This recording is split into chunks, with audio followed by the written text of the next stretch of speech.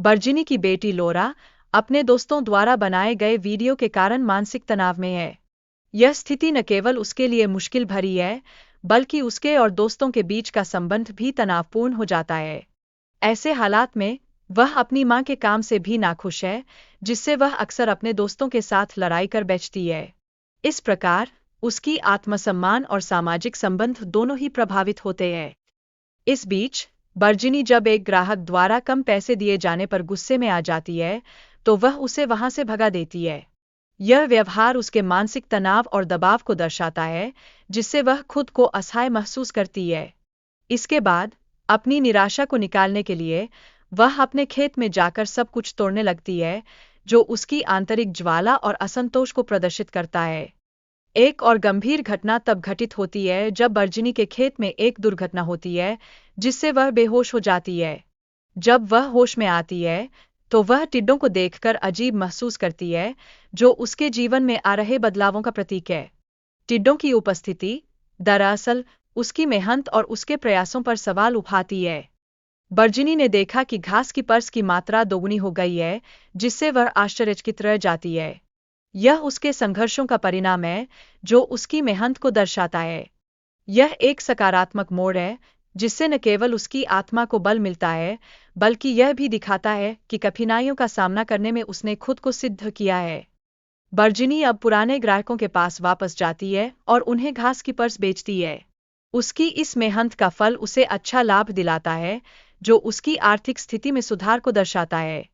यह संकेत करता है कि मेहनत और संघर्ष हमेशा फलदायी होते हैं, बशर्ते उसमें लगातार प्रयास किया जाए। हालांकि लॉरा, बर्जिनी की एक दोस्त, घास की पर्स से परेशान होकर उन्हें नष्ट कर देती है। यह कार्य सीधे तौर पर घास के हॉपर्स पर प्रतिकूल प्रभाव डालता है। इस प्रकार लॉरा की इम्पल्सिव प्रतिक्रिया इस बात का उदाहरण बन जाती है कि कैसे एक कार्य का नकारात्मक प्रभाव दूसरे पर पड़ सकता है। बर्जिनी अपनी व्यावसायिक आवश्यकताओं के चलते रक्त प्राप्त करने के लिए मजबूर होती है, जिससे वह अपने बच्चों की सुरक्षा को नजरअंदाज कर रही है।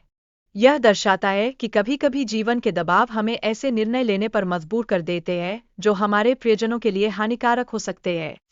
बर्जिनी की स्थिति उसके मानसिक स्वास्थ्य पर प्रतिकूल प्रभाव डाल रही है, जिससे उसके बच्चे चिंतित होते हैं।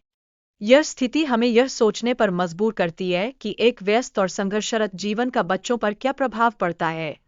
उनके अंतर्मन की आवाजें अनसुनी रह जाती है और यह एक चिंता का विषय बनता जा रहा है।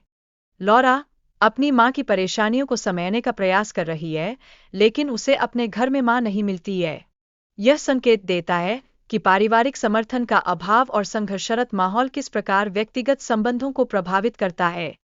ऐसे समय में एक युवा लड़की के लिए यह कितना कठिन हो सकता है। करीम लॉरा की स्थिति को समझने में असफल रहता है और उसे गलत दवा देता है। इससे स्थिति और अधिक नाजुक हो जाती है।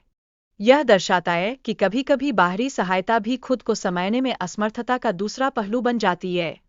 जब करीम घासफूस के खेत में एक आदमी की लाश पाता है, तो वह पूरी तरह से चकित हो जाता है।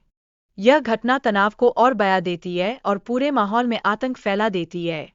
यह एक संकेत है कि जीवन में अप्रत्याशित घटनाओं का क्या महत्वपूर्ण प्रभाव हो सकता है। अंत में लॉरा की मां बर्जिनी आग बुझाने की कोशिश करती है, लेकिन घासफूस का हमला गंभीर हो जाता है, जिससे स्थिति और भी बिगड़ जाती है। यह संकट केवल व्यक्तिगत स्तर पर नहीं, बल्कि सामूहिक स्तर पर भी संकट का प्रतीक है। इसके माध्यम से हम यह समझ सकते हैं कि कैसे संघर्ष और व्यवधान हमें एक नई राह पर ले जा सकते हैं।